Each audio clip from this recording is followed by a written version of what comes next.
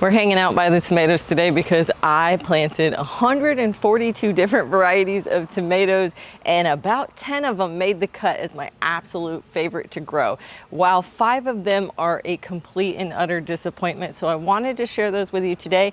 I'm basing it on how they handle the heat, their disease resistance, and their vigor and growth. So we're gonna start out with number 10, and number 10 is gonna be this guy right here. This is a large red cherry tomato. I know, just very generic name. They do make a very large cherry tomatoes, and they are extremely productive. I can already see at the top though that I'm starting to lose some flowers from the heat. The disease resistant is okay. It's definitely hanging on long enough for me to get a harvest, and the productivity is incredible. I do have the flowers that are starting to drop. We've definitely got into 70s at night and consistently 85 degrees during the day. So I don't think that this one's gonna hold out very long. In terms of taste, the red cherry is kind of just typical.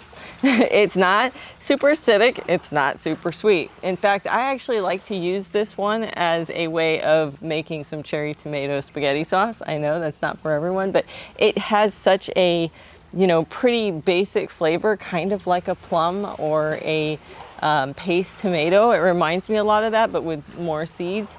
So it's just a really all around good cherry tomato. All right, this guy right here is a Matt's Wild Cherry, and everyone was telling me to grow this. I was so excited to grow it. I still am pretty excited. It is a Currant style tomato. I think there's one right here. Let me show you. I'll pick him off before he's quite ready. Oh, they're so tiny. They're so cute. They're like a Currant style tomato, kind of like an Everglades, but very, very productive. I mean, there are a lot on here, but that's kind of what you see with Currant tomatoes, is they tend to have a higher productivity than some other tomatoes. And I'm seeing that's the case here with the Matt's Wild Cherry. Good disease resistance, lots of branching. It's still setting fruit. It looks like about 100% here. It is doing very, very well. I did taste one and I think that they're good, but I think there's another Currant tomato on the list that actually tastes even better than the Matt's Wild Cherry. I hate to say it. I know you guys are obsessed with it, but taste-wise, not my favorite. Productivity, great. Heat tolerant, great. Disease resistant, pretty good. So it's making the top 10. So I have 2 that I'm growing out on the patio this year because I want to see if I can get them to flower longer into the summer by giving them shade and then keeping the disease off them by putting something overhead. And this one has done really well, especially since I'm growing it in a container that is way too small, way too small. And it's still producing beautifully, although I think that I could get even bigger tomatoes if it was in a larger pot or out in the raised beds. But this is called Helena. It is a Hawaiian tomato. You're seeing a theme here that some of these Hawaiian tomatoes are really doing well for us, but it's got a cluster here, cluster here, cluster here. It's still flowering up top, and it looks like I'm getting about a 50% rate of tomatoes so to the flowers. So the heat isn't quite hitting it yet. I attribute that to the shade up here, as well as there's some fans that are circulating the air a little bit better, so it's not quite as hot. But they're holding out much longer, so that's why this one made the list. Now this tomato was a complete and utter shock to me. This is called a blueberry, which I mainly bought it because I thought that the little blueberries would be just so cute, and they are. But the couple things that surprised me, one is I thought they were going to be a tiny cherry tomato, but they're not. They're actually, I don't know what to call them. They're like in between a cherry and a slicer. They're just a very large cherry, almost like the large red cherry tomato. The other thing is how prolific it is. It's still flowering, it's still setting fruit way up here. It has a little bit of disease, so it's not perfect with the disease resistance, but the flower set is pretty amazing. It has a ton of fruit on it, and it hasn't ripened yet, right? So I'm not seeing the beautiful blue color that's supposed to be coming out, but fingers crossed we're gonna see that in a few more weeks. This one made the list because I'm just amazed at how productive it is, from the foliage to the flower set to the productivity. It's just a lot. And once we add in the beauty, once that comes in, I think I'm going to be like really in love with this variety. But right now, it's definitely in the top 10 just for vigor alone. So this next one is just phenomenal. I'm so glad I grew it. It almost didn't make the list because I just didn't think it was that cool of a tomato, but it's called the Lucky Tiger, and it's like a plum style tomato. Beautiful with like these green stripes and red. It's not fully coming out the color just yet. I have one that's back here that's starting to color up a little bit. I think they're gonna be beautiful. But in terms of how prolific it is, like this plant is really prolific. There is bunches of fruit all through here. I can see it all the way up to the top. And it is still setting flowers, although not at the same rate. So it's probably like a 50% rate of how many are actually still setting in the heat. But the fact that it was so prolific up to, you know, about here means that I'm gonna get a huge amount of these really beautiful plum style tomatoes. I'm very excited about them, and I'm so happy to have found a variety that I haven't grown in the past that just surprised me, because I just didn't think it would do that great, but it did wonderful. Now, tucked back here deep underneath a lot of my other tomato plants is a San Marzano. Let me take this one. It's not quite ripe yet, but I pull mine off at this stage. But look at the size of that paste tomato. It's beautiful. And the bunches underneath here are incredible. I'm finding out that kind of putting the San Marzano in the center, like where it gets a good amount of shade, seems to be doing very well. The disease resistance is going very well, and honestly, of all the paste tomatoes that I've grown, this one is taking the cake as the one that I'll probably grow from now on. It looks to be, I believe it's a determinate, so it's really putting on a significant amount of tomatoes all at once, which I love. And because I got it in the garden when things were still nice and cool, it flowered and produced beautifully with no disease. Now it's slowing down obviously because it is a determinate, so it's not going to flower as much and it's not going to grow like an indeterminate. So that's kind of a downside, but I got a ton of paste tomatoes this year that I haven't in the past. Another one that I'm absolutely in love with, I've grown it in years before, I'm going to continue to grow, is this guy. This is the Better Boy tomato. It is a beefsteak tomato. It's one of the ones that have done particularly well in my Florida garden. It has almost no disease. I've clipped off very few foliage from this plant. Also, I noticed just now, even though we're in the heat and really these guys should not be producing, I have flowers that are starting to set. And so I'm like, wow, okay, this is holding off. Now, not every flower is setting. It's probably giving me about a 25% rate. So 75% of the flowers are failing because of the heat, but there's still 25% that are setting, and the plant is holding out very, very well.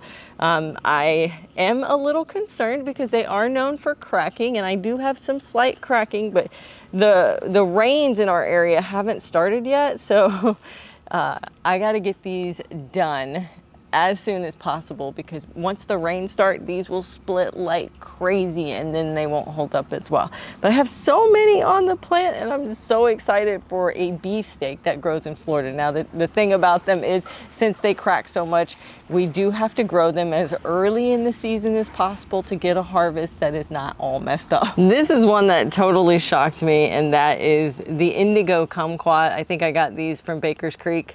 And you know, with Baker's Creek, it's usually hit or miss. Like, it really grows well in my area, or it just does, you know, okay.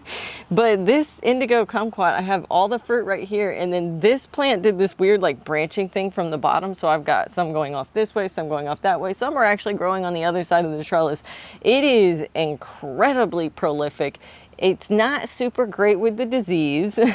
So it has quite a bit of disease. It has a lot of branching, a lot of flowers. And from what I can tell, yeah, all the way up there, it still is setting fruit. Now, I do have this under a insect netting because of my leaf foot bug problem. And I think that the insect netting is kind of acting a little bit like a shade cloth, but even still, it is doing beautifully setting fruit. It's not damaged. The disease is holding off long enough, I think, and of course it's gorgeous. This is a gorgeous tomato. It is kind of like a plum, but it's going to have that like purplish, reddish spray of color. Like, I'm so excited about this one. It looks so beautiful. We talked earlier about Matt's wild cherry tomato and how I thought it was a really, really great little currant tomato, but that there was one that was better. Well, it's this guy right here. He's so cute. Okay, this is the red currant tomato, by far my favorite. It beats Everglades. It beats Matt's Wild Cherry. You can't find a tomato with that kind of flavor. Super tiny, tiny currant style tomato, but it packs a serious punch when it comes to flavor. And on top of that, the vigor, right? It reminds me a lot of an Everglade. This is gonna keep getting bigger and branching. I actually put this one out late in the garden and it has far surpassed all the other ones that I put out with it. It still has flower. It's still fruiting just like an Everglades would. I've grown this in my garden years before, and comparing to an Everglade, it does not last as far into the summer as an Everglade does. So that's a downfall.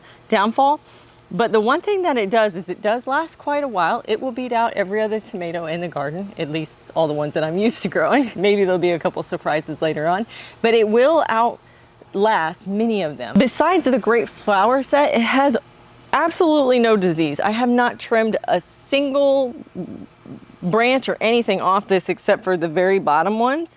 Everything else completely disease resistant.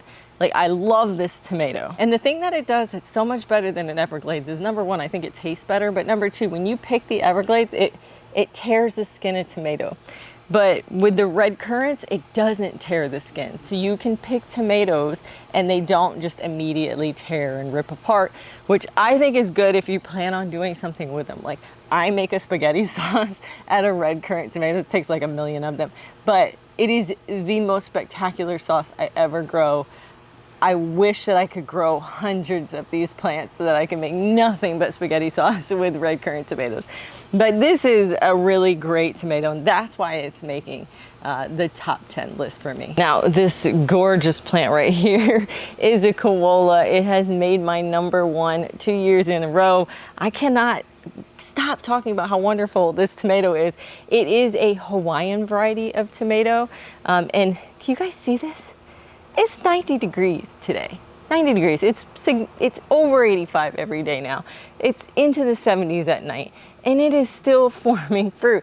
And like, probably, let me see here, out of the 1, 2, 3, 4, 5 flowers right there, all five took. It's still at 100% pollination rate. And this is not a small tomato. Typically you see this kind of stuff with like Everglade tomatoes and smaller tomatoes, but this is a slicer. Here, let me bring you in closer to the bottom one so that you can see how big these guys are. Look, these are not small tomatoes. They're not beefsteak, but they're definitely a good size slicer, and they are so productive. I have tomatoes here. I have tomatoes here. I have a couple of sets of tomatoes here, these, and then look at all the ones on top. The disease resistance is out of this world. I barely prune this plant. The flower production is huge. It's handling the heat. It tastes really good. It's a good solid tomato. This is what makes #1 tomatoes here in Florida. Now, this one is an honorable mention. I don't usually bring it up in my top 10 list because you can't buy it anywhere.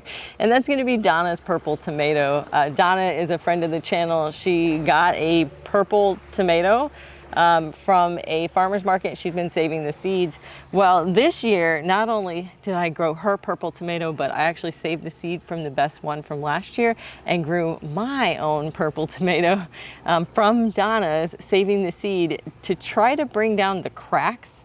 And I've already seen a pretty significant improvement in the cracks. That is a lot better. Now, some of that could be due to the fact that we haven't gotten our daily rains yet, so I'm holding out. But if this works out, I'm gonna keep saving the seed year over year, hoping that I get the best tomato with the least amount of cracks.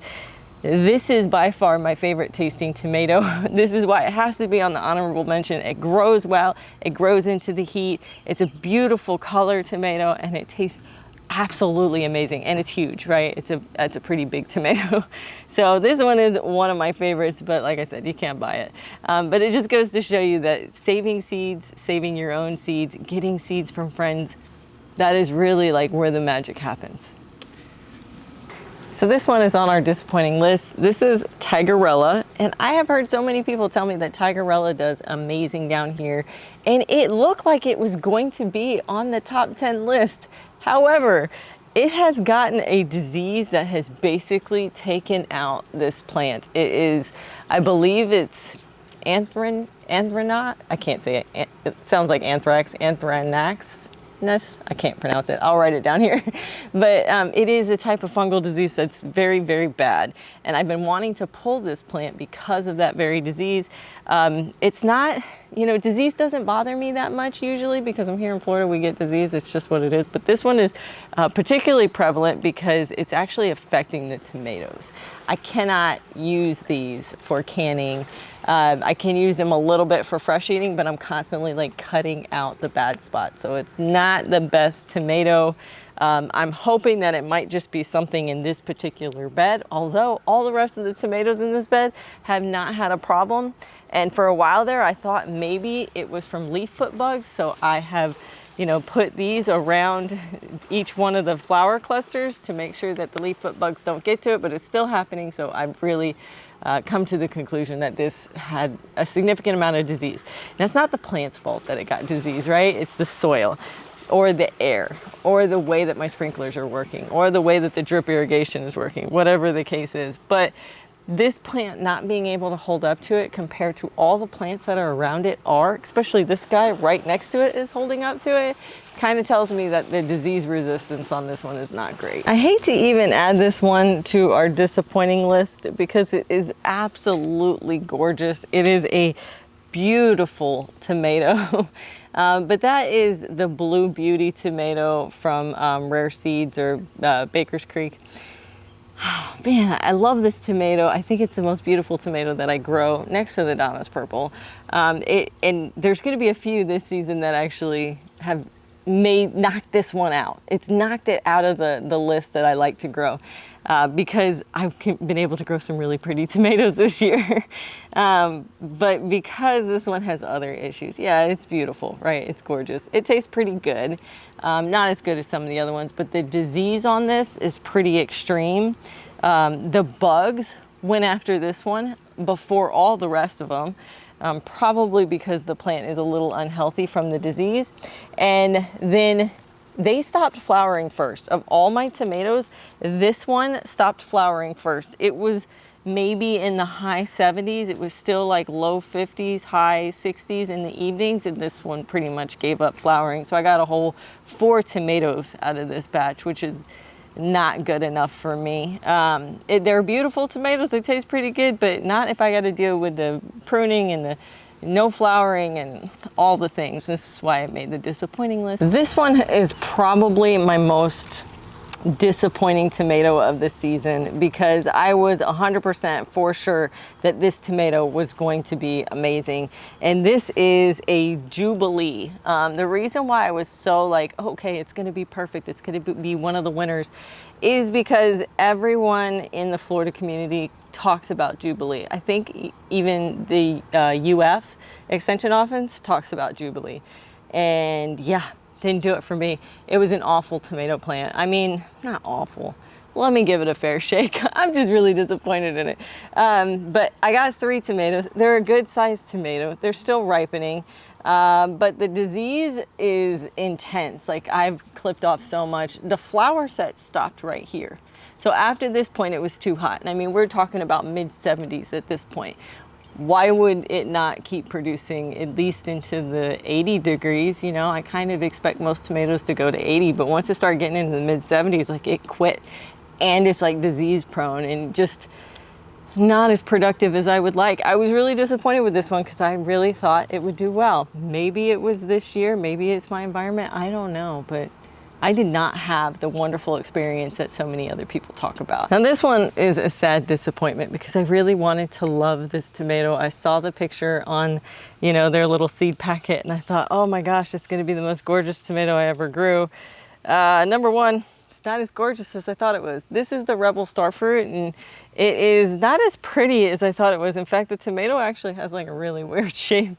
The color looks like it could be cool once it fully comes in, but here's the downside. It produced 1 fruit. That is it. It almost produced no flowers. So this is one of those like specialty tomatoes, like if you just want to grow something for pretty, but not for productivity, the Rebel Starfruit is where it's at. I think this one came from Baker's Creek as well.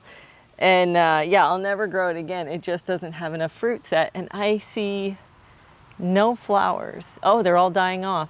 So there you go. Like it has almost no flowers, and the flowers that it has set up top, they're dying off from the heat. So I don't think this one is a good one for our area, especially with one fruit. Now this plant right here takes our top most disappointing plant in the garden this year, and that is the vintage wine. I've grown this thing for like 3 years hoping to get just one beautiful vintage wine tomato. Once again, another plant with absolutely zero flowers, zero tomatoes. And before you guys say, oh, maybe it wasn't fertilized properly, maybe, you know, it's something that I'm doing. Yeah, that might be. I'm not going to rule that out. But for 3 years in a row, I can't get this thing to flower or fruit. And it's sitting right next to the Matt's Wild Cherry and the Indigo Kumquat, and both of those are producing like crazy. So it's this one. The couple of flowers that I did get on it died immediately, even before the heat came. Like, I don't know what's up with this variety, but it absolutely hates my garden. I will never grow it again, ever again. If you've grown it and you had success, maybe you can give me a hint. What am I doing wrong? Do I need to grow this inside? I don't know I don't know. Number one most disappointing plant. Boy, it is getting hot out there. It's nice to be under the shade and getting a little bit cooled off. I hope you enjoyed this video. If you want to know everything there is to know about growing tomatoes down here in Florida, make sure to check out my Homegrown Florida Gardening Guide ebook. You can find this in my website at homegrownfloridagarden.com. I also have a link down in the description below to check that out, and you can see all my favorite varieties, tried and tested and true varieties in this book. If you want to see how the tomatoes do as we progress, I'll definitely be showing them here, but check me out on Instagram and Facebook stories. I put updates daily over there to show exactly how the garden is doing and progressing. Happy gardening, guys!